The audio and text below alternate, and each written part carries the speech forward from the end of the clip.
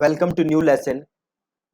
तो कल के लेसन में हमने कुछ प्रोडक्ट कैटेगरीज ऐड की थी वू कॉमर्स के अंदर अपनी वर्डप्रेस वेबसाइट के अंदर। तो अगर आप जाके वू कॉमर्स प्रोडक्ट्स के अंदर कैटेगरीज देखोगे तो आपको कुछ कैटेगरीज नजर आ जाएंगी जो हमने ऐड की थी। हमने मेजर 3 कैटेगरीज ऐड की थी, एक मैन वाली, एक विमेन वाली, एक होम एंड लिविंग के अंदर। राइट, ये सारी हमारी कैटेगरीज है। अब कैटेगरीज ऐड करने के बाद अगला स्टेप क्या है हमारा, कि अगला स्टेप ये है कि आप देख सकते हो यहाँ पे मेन कैटेगरी बनी हुई है। राइट, एक मेन ग्रुप बना हुआ है, जैसे एक मेन का है, एक वुमेन का है, एक किड्स का है। राइट, तो हमें अब क्या करना है, हमें एक अपनी वेबसाइट के अंदर नेविगेशनल पर्पस के लिए, ताकि यूजर्स इजीली वेबसाइट को नेविगेट कर सकें, हमें एक अब मेन कैटेगरीज देनी। राइट, तो जैसे हमने बनाया ना शर्ट्स, कुर्ताज, जीन्स, जैकेट्स, इसको हम किस कैटेगरी के अंदर डाल देंगे, मेन के अंदर। तो अब हम एक मेन कैटेगरी, प्राइमरी कैटेगरी बनाएंगे, मेन वाली, वेमेन वाली, किड्स का हमने कुछ किया नहीं था। देन एक हम बनाएंगे होम एंड लिविंग वाली। राइट, तो हमें अब ये मेजर कैटेगरीज बनानी है। ठीक है, उसके बाद देखो हमारे पास दो ऑप्शन है, या तो जो हमारी मेजर कैटेगरी है उसको हम क्लिकेबल बना सकते हैं जैसा कि यहां है, या हम उसको नॉन क्लिकेबल बना सकते हैं। राइट, तो हमारे पास दोनों ऑप्शन है, हम दोनों करके देख लेंगे कि हम दोनों काम कैसे कर सकते हैं। राइट, तो पहला काम क्या है, ये मेजर प्राइमरी कैटेगरीज बनाना। तो ये प्राइमरी कैटेगरीज बनाने के लिए पहले मुझे बनाने होंगे पेजेस। तो मैं जाऊंगा पेजेस पे और मैं करूंगा ऐड न्यू। ठीक है जी, पेजेस पे गए और जाके सिंपल किया ऐड न्यू,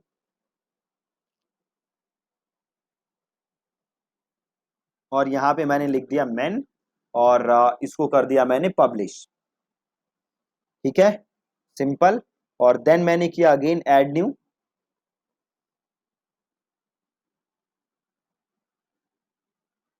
और इसको मैं कर देता हूं विमेन, और इसको भी कर देता हूं पब्लिश, और मैं करता हूं ऐड न्यू। फिर से एक नया करते हैं, और वो कौन सा करेंगे, वो करेंगे होम एंड लिविंग। ठीक है, होम एंड लिविंग, तो मैं करता हूं होम एंड लिविंग, और इसको भी कर देते हैं पब्लिश। ठीक है जी, तो हमने 3 पेजेस बना लिए। अब अगला काम क्या है, हमें बनाना है नेविगेशन मेन्यू। तो अब हम जाएंगे अपीयरेंस के अंदर, और हम गए मेन्यूज के अंदर। ठीक है, अपीयरेंस के अंदर, और देन हम गए मेन्यूज के अंदर। मेन्यूज के अंदर आ गए। अब हम पहला मेन्यू क्रिएट करेंगे, इसका हम नाम दे देते हैं हेडर मेन्यू, और इसको कर देते हैं हम क्रिएट। सिंपल हेडर मेन्यू हमने नाम दिया, और इसको हमने कर दिया क्रिएट। और जो भी हमने पेजेस बनाए थे, home and living, women, main, ये तीनों पेजेस उठा के मैंने कर दिया ऐड टू मेन्यू। बहुत ही सिंपल। और इसको थोड़ा शफल कर देते हैं, मैन, विमेन, और होम एंड लिविंग, और इसको कर देते हैं मेन, और इसको कर देते हैं सेव मेन्यू। और अपनी वेबसाइट पे आइए और यहाँ पे आके रिफ्रेश करिए।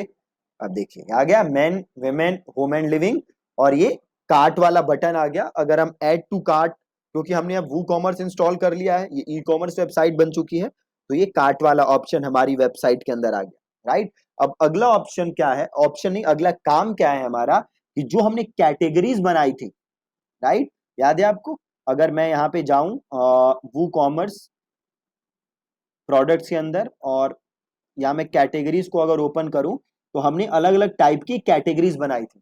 राइट, तो जैसे हमने बनाया था जैकेट्स, जीन्स, कुर्ताज, शर्ट्स। तो अब हमें इन कैटेगरीज को इन मेन्यूज के अंदर डालना है, इनका सब मेन्यू बनाना है बेसिकली। राइट, तो वो कैसे बनाओगे, तो वो बनाना बहुत सिंपल है। वापस आप कहाँ आओ, वापस आप आओ वर्डप्रेस के अंदर, और यहाँ पे देखो कैटेगरीज नजर आ रहा है, बट ये वू कॉमर्स की कैटेगरी नहीं है, ये नॉर्मल ब्लॉग वाली कैटेगरी है। राइट, तो आपको क्या करना पड़ेगा, आपको थोड़ा ऊपर नेविगेट करो, और यहाँ पे ऑप्शन दिख रहा होगा स्क्रीन ऑप्शन।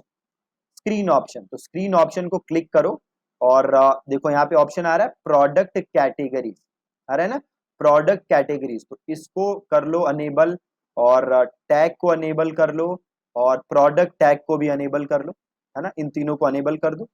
और अब देखो यहाँ पे आ गया होगा प्रोडक्ट कैटेगरीज। अब आओ प्रोडक्ट कैटेगरीज के अंदर, अब आ जाओ व्यू ऑल के अंदर। अब यहाँ से पहले मेन वाला कर देते हैं, शर्ट्स, जीन्स, जैकेट्स और फॉर्मल ट्राउजर्स, और ये चारों कर दो आप ऐड टू मेन्यू। अब ये जो फॉर्मल ट्राउजर्स थे ये उठा के कर दो इधर मेन के अंदर सब कैटेगरी, और जीन्स भी उसी के अंदर, नहीं जीन्स भी मेन के अंदर, और जैकेट्स भी मेन के अंदर, तो थोड़ा सा आगे कर दो, और शर्ट्स भी सबसे ऊपर कर देते हैं। ठीक है, तो ये हमारी बन गई। अब अगला आपको क्या करना है, अगला आप ये कर दो, और कुर्ताज एंड सूट्स, तो इसको ऐड टू मेन्यू करो, और इसको उठा के कर दो विमेन के अंदर, और आपका बचा बेडशीट और ये दोनों, और ये उठाया और इसको थोड़ा आगे इधर कर दिया, और एथनिक ड्रेसेस है इसको भी ऐड टू मेन्यू करो, और इसको उठा के भी आपने कर दिया विमेन के अंदर। बन गया जी, परफेक्ट। अब इसको कर दो यहाँ पे सेव मेन्यू, और अब आओ वेबसाइट पे और आके रिफ्रेश करो। आ गया, देखो मेन ये अंदर कैटेगरीज आ रही है, विमेन ये अंदर कैटेगरीज आ रही है, होम एंड लिविंग ये अंदर कैटेगरीज आ रही है, राइट, परफेक्ट है। अब ये हमारी सारी अंदर कैटेगरीज बन चुकी हैं। अब हमें क्या करना है, अब हमें नए प्रोडक्ट्स ऐड करने हैं, बट नए प्रोडक्ट्स ऐड करने से पहले दो तीन सेटिंग्स हैं जो आपको पहले करना पड़ेगा वू कॉमर्स के अंदर।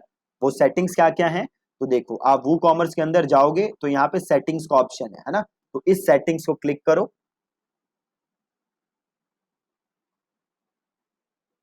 और जैसे आप इस सेटिंग के अंदर आओगे तो सबसे पहले तो देखो आपको एड्रेस वगैरह दिख रहा है, राइट, तो आपको ये चेक कर लेना है कि ये जो मेन जो एड्रेसेस डले हुए हैं क्या ये सही है कि नहीं।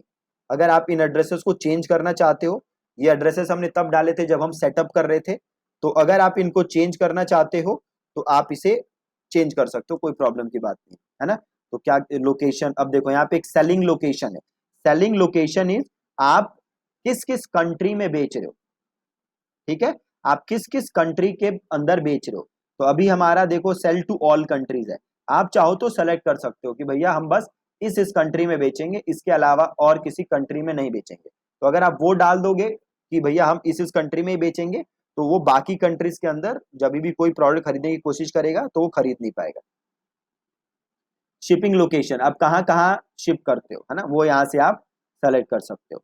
आ रहा है कस्टमर लोकेशन, जियो लोकेट मतलब उसका फैच कर लेगा ये डेटा कि वो कहाँ से कस्टमर ने रन किया है अपना वू कॉमर्स, या आपकी वेबसाइट पे कहाँ से लॉग इन हुआ है, तो वहां से वो जियो लोकेट कर लेगा उसको। करेंसी आपकी डली हुई है इंडियन रुपी जो भी है, आप यहाँ से देख सकते हो, और अगर आपको कुछ चेंज करना है तो आप चेंज करके सेव चेंजेस कर सकते हो।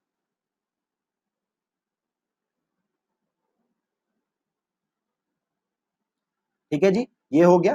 देन अगला ऑप्शन है टैक्स का, है ना, अगर आप टैक्स चार्ज कर रहे हो, राइट, जो भी आप प्रोडक्ट बेच रहे हो, तो अगर आप उस पर टैक्स चार्ज कर रहे हो, एक बार वापस हम जनरल पे आते हैं,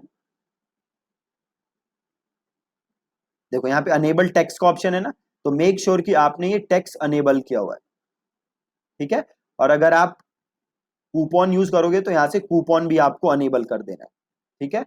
और अब हम वापस आते हैं टैक्स के अंदर।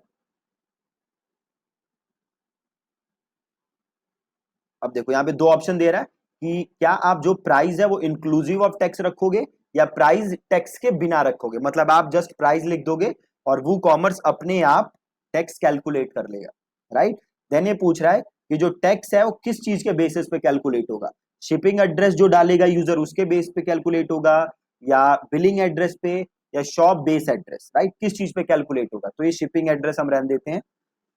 देन ये पूछ रहा है शिपिंग टैक्स क्लास, कि जो शिप आप करोगे वो कैसे टैक्स लगाओगे, तो बेस्ड ऑन कार्ट आइटम, तो जो जो प्रोडक्ट उसने कार्ट में ऐड किए हैं उसके बेस पे लगाओगे, या स्टैंडर्ड रेट, जैसे आप एक स्टैंडर्ड टैक्स रेट लगा दोगे 10% 20%, जो भी टैक्स है आप वो लगाओगे, या रिड्यूस रेट, या कोई रिड्यूस रेट आपको लगाना है, कम करके लगाना है, या जीरो रेट आपको जीरो टैक्स लगाना है, तो हम ले लेंगे स्टैंडर्ड रेट। अभी इंडिया में जो है जीएसटी है ना, वो 18% जीएसटी है, सीजीएसटी और आईजीएसटी के बीच में, है ना, 9% करके जो लगता है। आप अपने एक बार टैक्स कंसल्टेंट से राय ले सकते हो कि एग्जैक्ट कैसे रेट उन्हें लगाना है, राइट। हम यहाँ पे जीएसटी सिंपल 18% लेके चलते हैं।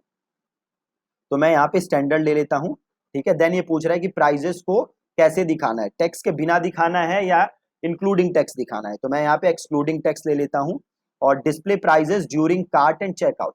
तो कार्ट और चेकआउट के दौरान कैसा प्राइस दिखाना है, बिना टैक्स के या विद टैक्स। तो वो बेस्ट रहता है कि आप टैक्स के साथ दिखाओ, वही बेस्ट रहेगा, राइट।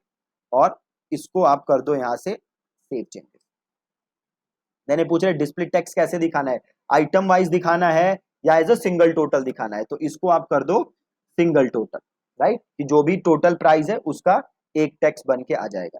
और देन देखो यहाँ पे एक ऑप्शन है स्टैंडर्ड रेट, है ना। तो यहाँ से आप क्या कर सकते हो, जो भी आपका टैक्स रेट है वो टैक्स रेट यहाँ से आप एंटर कर सकते हो। तो आप देख सकते हो यहाँ पे अब आप टैक्स के अंदर आप अलग अलग टैक्सेस ऐड कर सकते हो, कंट्री कोड डाल सकते हो, स्टेट कोड डाल सकते हो, टैक्स लिख सकते हो, जो भी रेट है। तो अब आपको यहाँ पे एक सिंपल सा काम करना है, वू कॉमर्स की एक फाइल है जिसे कि हम यहाँ पे इंपोर्ट करेंगे और उस फाइल की हेल्प से अपने आप सारे टैक्सेस यहाँ पे आ जाएंगे। तो आपको सिंपल आके गूगल पे सर्च करना है GST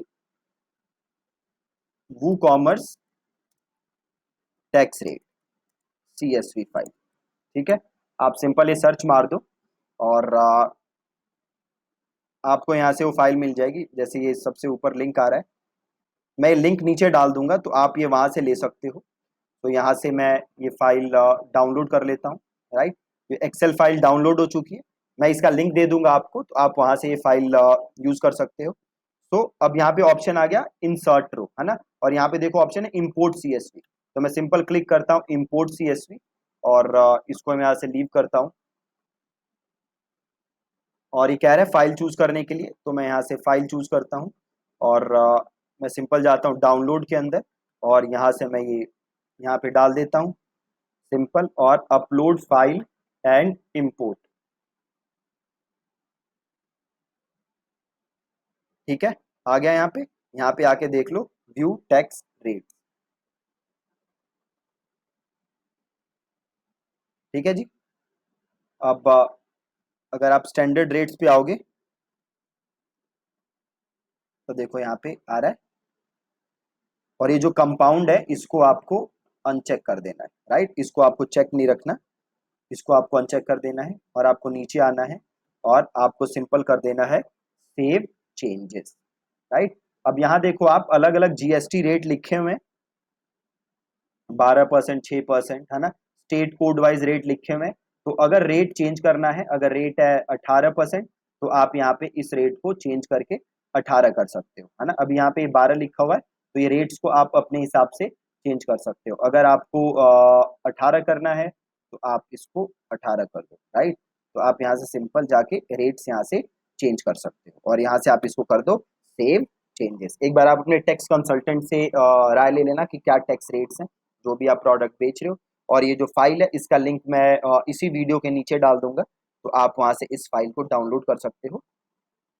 और ये हमारे टैक्स के रेट हमने सारे यहाँ पे डाल दिए, राइट। तो बहुत ही सिंपल था, इसको कैंसिल करते हैं, पहले इसको एक बार सेव कर लेते हैं। सेव हो चुका है,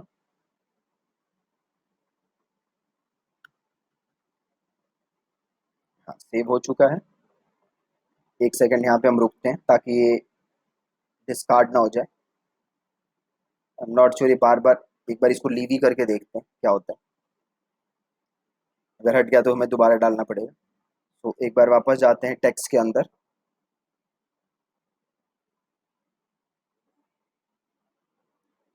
और स्टैंडर्ड रेट्स के अंदर चले जाते हैं।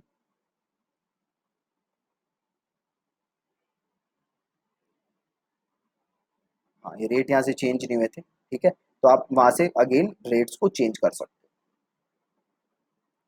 ठीक है जी। ये स्टेट वाइज कोड है, एक बार आप अपने CA से जरूर कंसल्ट कर लेना, उनसे पूछ लेना कि टैक्सेस कैसे लगाने हैं, राइट। अगर ये 18% है तो आप सारे रेट्स यहाँ से चेंज कर सकते हो, ठीक है। तो सिंपल आज के लेसन में हमने और कुछ मेन्यू बनाए अपने, और हमने जो भी टैक्स की सेटिंग थी वो सेटिंग की है।